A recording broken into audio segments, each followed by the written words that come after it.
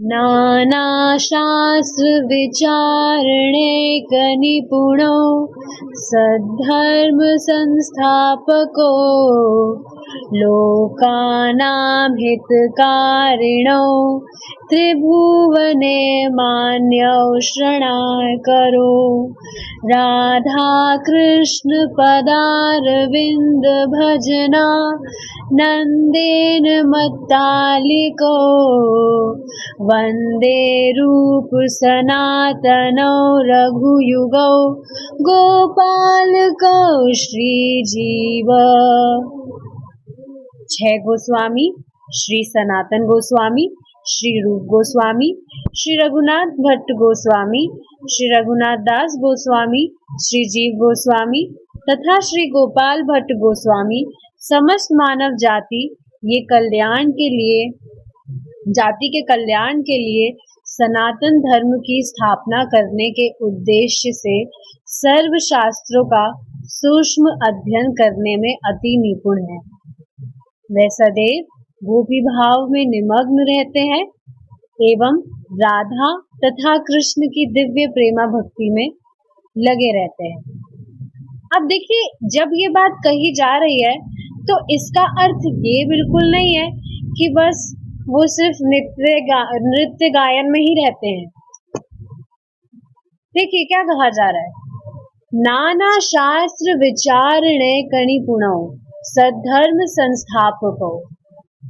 विभिन्न प्रकार के जो शास्त्र है उन पर विचार करने में वे निपुण है।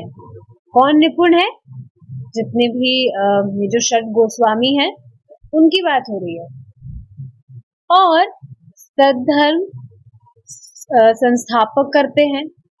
तो आप देखेंगे जो सद्धर्म है इसका अर्थ क्या है? सद्धर्म अर्थात भगवत धर्म, कि जो जीव है उसको भगवान के प्रति, जीव को भगवान के जीव के भगवान के प्रति जो भी धर्म होते हैं, जो उसे करने होते हैं, उसकी बात हो रही है। तो आप देखेंगे जो भी साधु होते हैं उनका प्रमुख कर्तव्य ही ये होता है कि वो शास्त्रों का प्रचार करें। कहाँ प्रचार करें? जन समाज में, राइट। सबको ये चीज पता है that preaching is the highest service. तो भगवान के बारे में बोल बोल कर बताना चाहिए, शास्त्र के बारे में बताना चाहिए दूसरों को। लेकिन अब अगर व्यक्ति को खुद को ही नहीं पता है, वो खुद ही कुछ शास्त्र के बारे में नहीं जानता है, शास्त्र फॉलो नहीं करता है, तो कहाँ से बताएगा? आप देखेंगे लोग शास्त्र खुद से पढ़ते भी कहाँ हैं, इस वजह से बताना बहुत ज्यादा जरूरी है। आप देखिए ना, शुरू में या इनफैक्ट अभी भी आप भक्ति कर रहे हैं तो जो भी आपके काउंसलर्स हैं उनको आपका ध्यान रखना होता है। They have to take care of you, कि कहीं आप डिस्ट्रैक्ट ना हो जाए। और आपको जब बताया गया तभी तो आपने शास्त्र फॉलो करना स्टार्ट किया, नहीं तो हमेशा से क्या करते आए हैं? फिक्शन बुक्स, मैगजीन्स, यही सब तो पढ़ते आए हैं। तो आप देखेंगे जब तक व्यक्ति को बताया नहीं जाएगा वो करेगा ही नहीं। इसका मैंने आपको लास्ट क्लास में बताया था कि टेलीग्राम पे पूरी सुविधा है, मैं जो भी क्लासेस होती है उसकी रिकॉर्डिंग मैं अपलोड कर देती हूँ, लेकिन उसके बाद में भी संकल्प भी नहीं उठता है कि हम टेलीग्राम को खोल कर जो भी रिकॉर्डिंग है उसको डाउनलोड करके सुन तो ले। कहाँ संकल्प उठता है? उनको मैं उनकी बात कर रही हूँ जो व्हाट्सएप पे हैं, ग्रुप बना रखा है मैंने, उनको मैं डेली एक रिकॉर्डिंग शेयर करती हूँ, तब जाकर वो सुनते हैं और अपनी लर्निंग्स शेयर करते हैं। तो व्यक्ति जो है अपने आप से नहीं पढ़ेगा, इस वजह से करना चाहिए। साधुओं का जो प्रमुख कर्तव्य है वो प्रचार करना है। किस बारे में प्रचार करना है? शास्त्रों के बारे में प्रचार करना उन्हें। लोका नाम हितकारिणो त्रिभुवने मान्यो शरण्या करो। अब देखिए इससे होगा क्या, लोगों का हित होगा।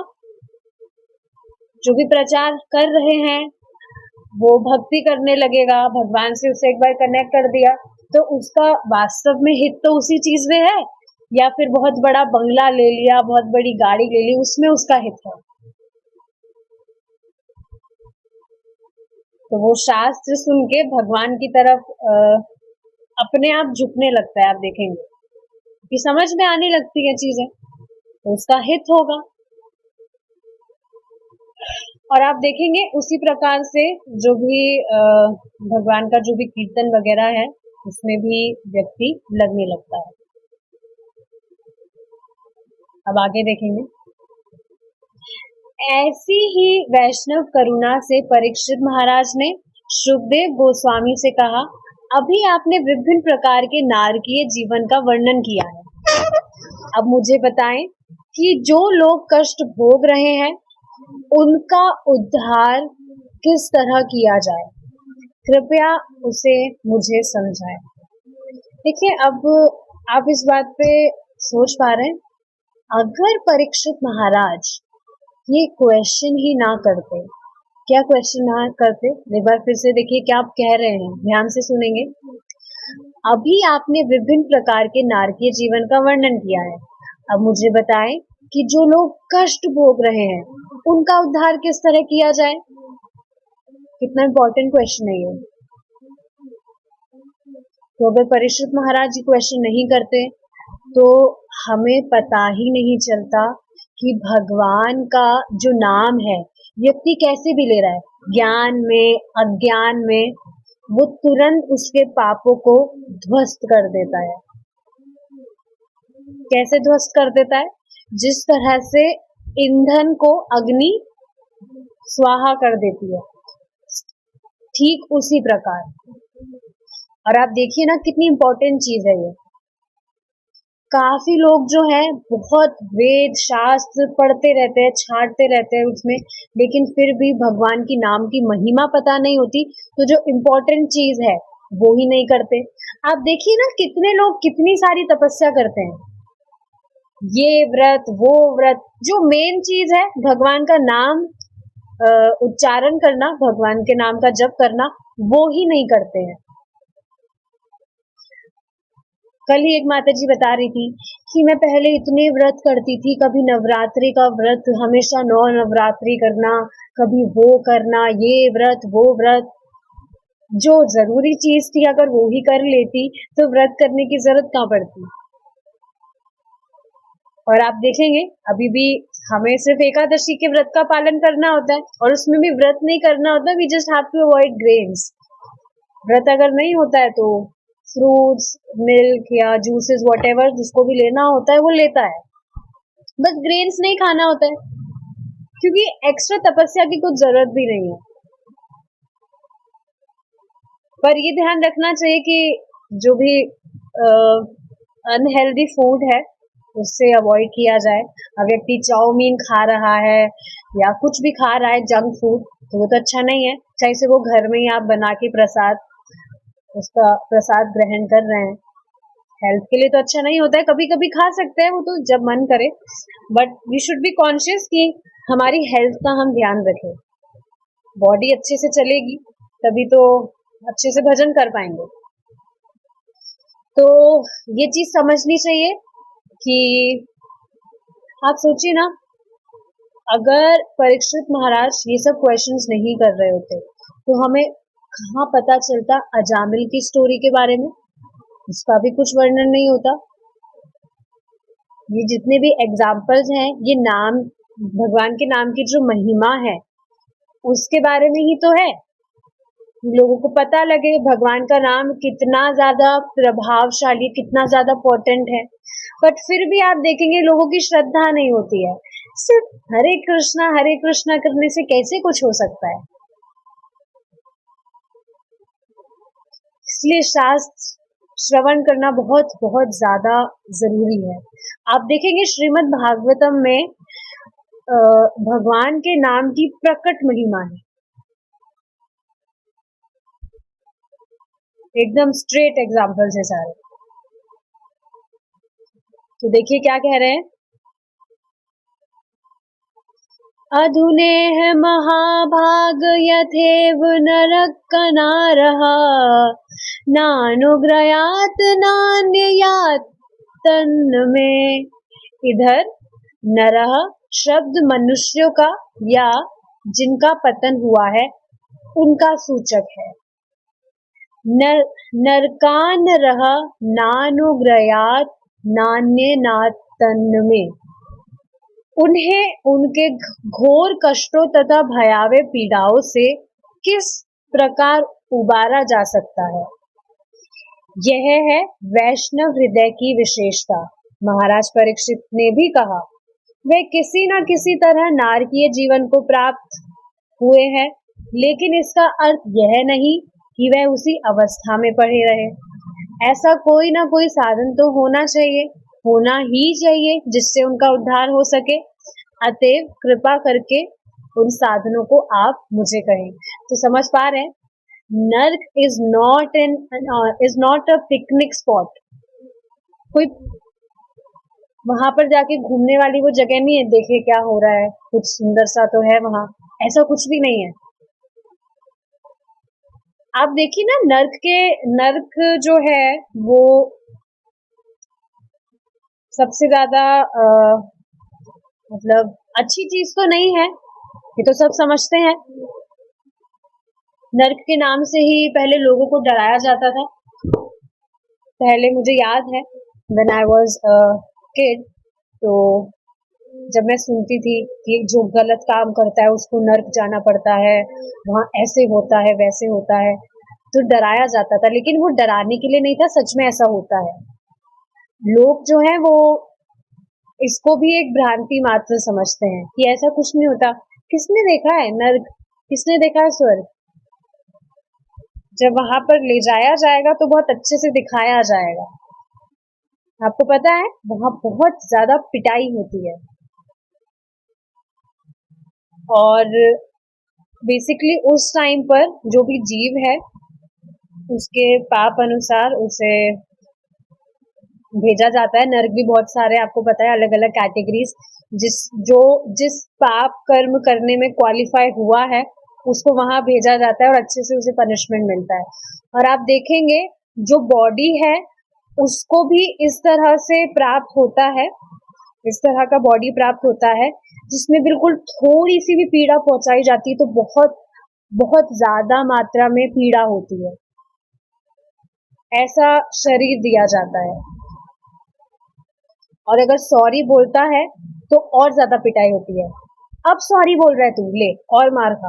अब सॉरी बोल रहा है, पहले तो तूने ये सब किया और अब तू सॉरी बोल रहा है, ले और मार खा।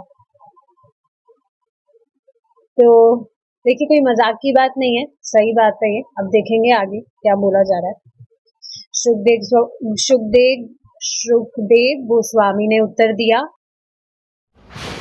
तो आगे देखिए ये श्लोक आता है जो कि बहुत ही बढ़िया श्लोक है और जिसको हम आज ही डिस्कस करेंगे कल का स्कोप नहीं है। Let's see. श्री शुक उवाच न चेद हैवापचितिं यथान्हस कृतस्य कुर्यान् मन उक्त पाणिभिः। ध्रुवं स वै प्रेत्य नरकानुपैति ये कीर्तिता मे भवतस्तिगं यातनः। हाँ, मैं कठिन तथा पीड़ामय जीवन की लाक्षणिक नारकीय दशाओं को पहले ही बता चुका हूँ। बात यह है कि मनुष्य को ऐसे जीवन का प्रतिकार करना चाहिए। श्रीमद् भागवतम के 6 स्कंद के पहले अध्याय का 7वां श्लोक है। तो यह किस प्रकार किया जाए, पाप कर्म किस प्रकार किए जा सकते हैं, उसके कई ढंग हैं। उसमें से एक है मन से पाप करना। देखिए क्या कहा जा रहा है, मन से पाप करना। अब इसका अर्थ क्या है? इसका अर्थ ये है, अगर हम किसी के बारे में कोई गलत विचार भी हमारे मन में लाते हैं, वो भी पाप है। यदि मनुष्य कोई पाप कर्म करने का विचार करता है और इस तरह योजना बनाता है, मुझे उस व्यक्ति को मारना है, तो यह भी पाप माना जाता है। तो कभी किसी ने मन में मर्डर किया है? मन में मर्डर करना मतलब इसका अर्थ क्या है? जैसे आप देखेंगे कभी कोई व्यक्ति इतना ज्यादा परेशान करता है, परेशान तो कोई नहीं करता, हम खुद इतना ज्यादा परेशान हो जाते हैं किसी व्यक्ति से, तो मन में कहते हैं, अरे इससे अच्छा ये मर जाता, इससे अच्छा इसका कुछ हो जाता, खत्म हो जाता, ये इसका विनाश हो जाता। कई कई लोग तो आप देखेंगे गाली देते हैं मुंह से, तुम्हारा सत्यानाश हो जाए। तो आप देखेंगे ये मजाक की बातें नहीं होती है, मजाक में तो ये सब बातें नहीं बोली जाती है।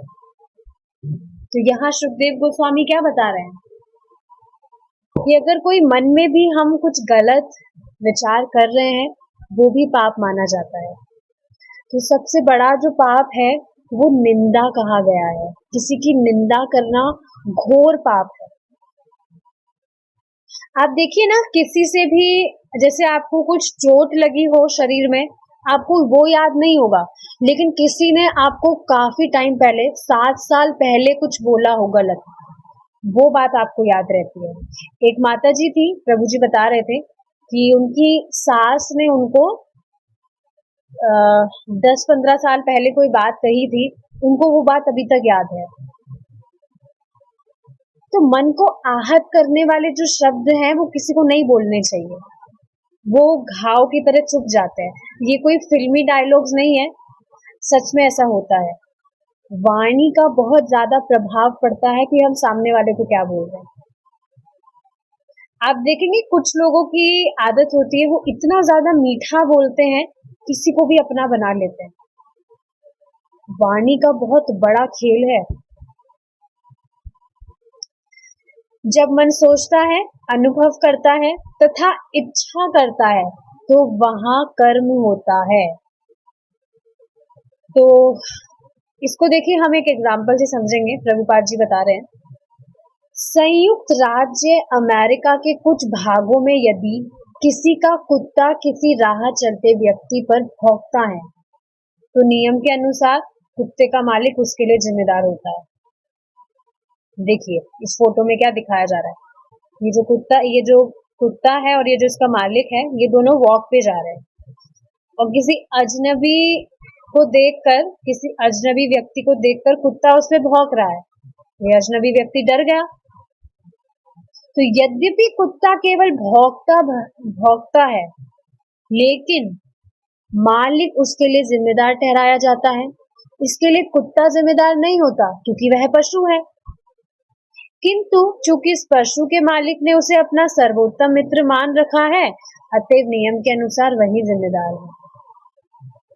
आप देखिए ना, जो ये कुत्ता है, ये उस अजनबी व्यक्ति पे भौंक रहा है, लेकिन खुद के मालिक पे तो नहीं भौंक रहा है, जिसने उसके गले में रस्सी बांध के उसको ले जा रहा है। वो ऐसा क्यों है?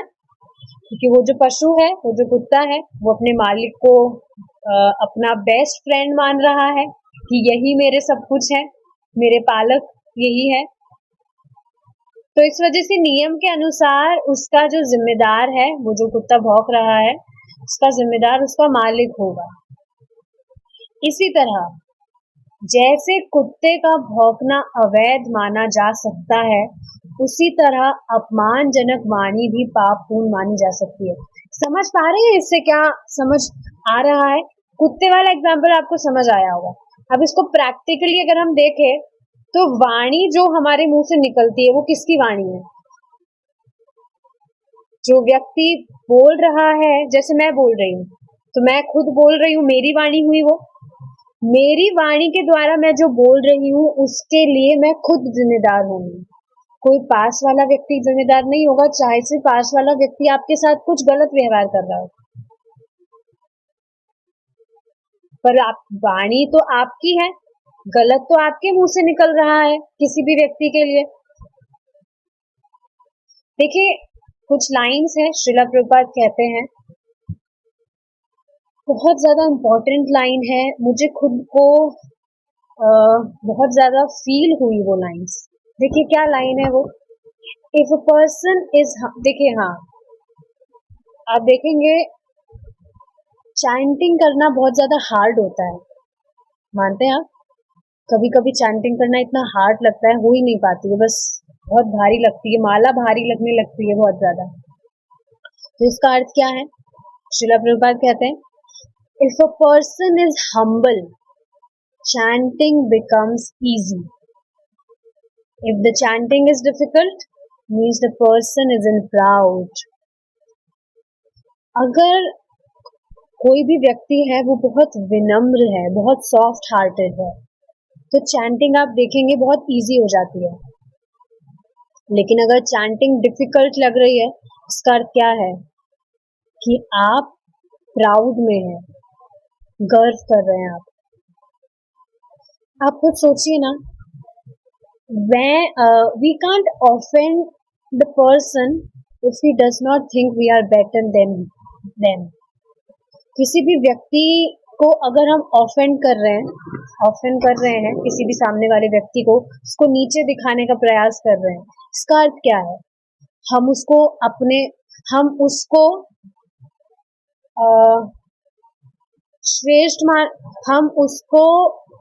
हम अपने आप को उससे श्रेष्ठ मान रहे हैं, राइट?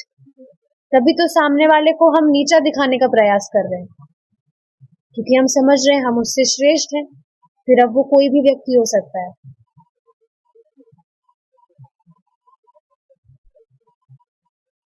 देखिए, हम जो भी करते हैं उसकी रेस्पॉन्सिबिलिटी लेना हमारी ही रेस्पॉन्सिबिलिटी है।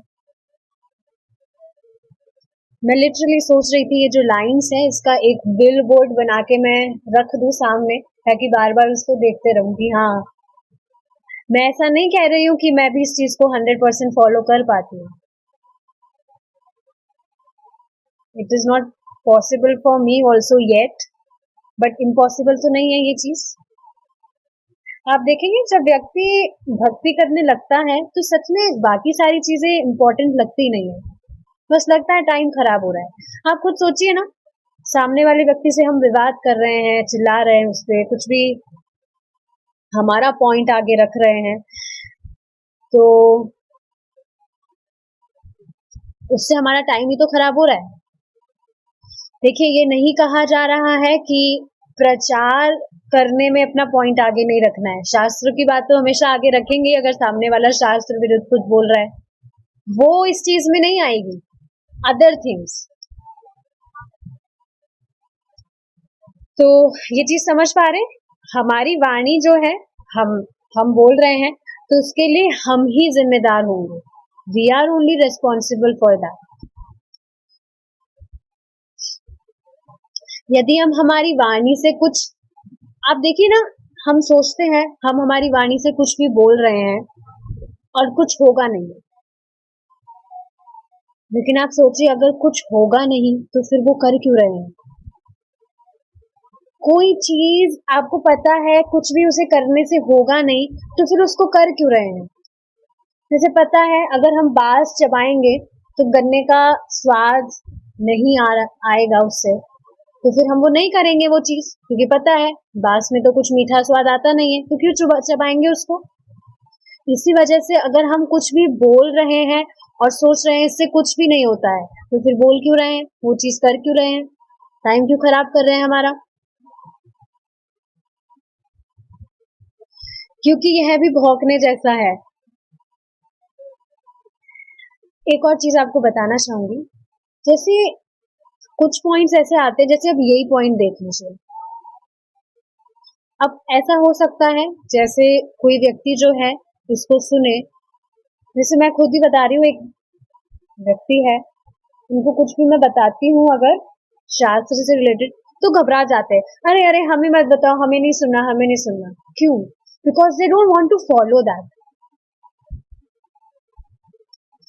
कि नहीं हम तो नहीं, हमें नहीं सुनना। क्यों नहीं सुनना? क्योंकि हमें फॉलो नहीं करना है।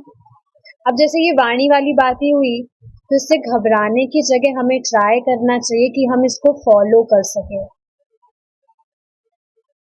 और फॉलो क्यों करना है? चैप्टर क्लोज करना है हमें। कोई भी चीज जो बताई जा रही है वो इसीलिए तो बताई जा रही है ताकि उससे हमारी भक्ति बढ़े। जो खराब चीजें हैं आपको पता है, ये तो वेरी फर्स्ट ऑफेंस ही है वैष्णव निंदा। अच्छा, वैष्णव की निंदा नहीं करनी, बाकी सबकी निंदा तो कर सकते हैं ना? नहीं, किसी की भी निंदा नहीं करनी होती है, वो अपराध होता है। तो ये चीज हमेशा देखिए समझनी चाहिए कि हम कोई भी कमेंट पास कर रहे हैं किसी के लिए भी, और हम सोच रहे हैं कि हमने कुछ गलत नहीं बोला है, तो एक बार ये सोच लीजिए, अगर वो ही व्यक्ति हमारे सामने होता और जो बात हमने बोली वो उसे सुनता, तो उसका क्या रिएक्शन होता उसके? क्या उसे अच्छा लगता या उसका मन आघात होता? This will save you from speaking unnecessary things. आशय यह है कि पाप कर्म कई तरह के किए जा सकते हैं, क्योंकि यह भी भौंकने जैसा है। कोई उनके विषय में सोच सकता है, कोई पाप पूर्ण बोल सकता है, या कोई वास्तव में पाप कर सकता है।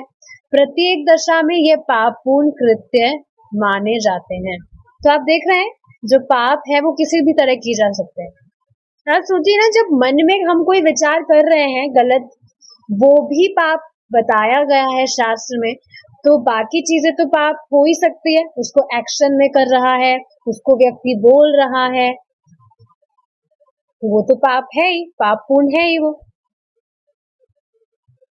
तो ठीक है, विल स्टॉप हियर नाउ, हमारा टाइम अप हुआ है।